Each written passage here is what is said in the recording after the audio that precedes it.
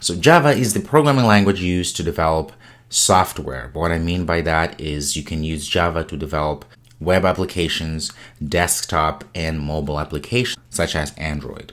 Just like any other spoken language, such as English or Spanish, in order to effectively communicate with people, you need to understand the syntax, semantics, and the grammar, right?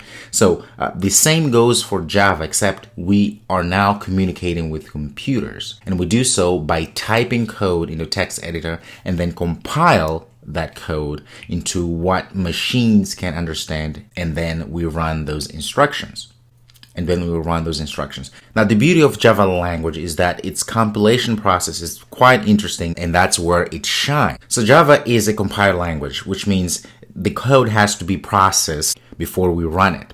And here's how it works. So the first thing that has to happen, you have to write the source code. You have to write the actual code, the syntax, onto a text editor. In this case, we're going to be using the Eclipse IDE. Okay, and then we already have installed the compiler or the interpreter, which will take that code that we just wrote and compile it. So look for errors and make sure the syntax is correct. Once everything is checked, and then we have the bytecode, which is the output from our compiler.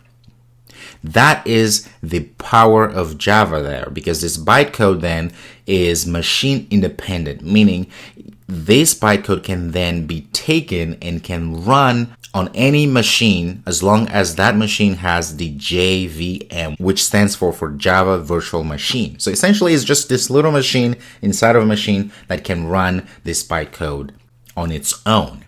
And that is the power of Java, because it allows us to write code, compile it, and run anywhere, essentially. Java is one of the most popular programming languages out there. All right, and I'll see you in the next video.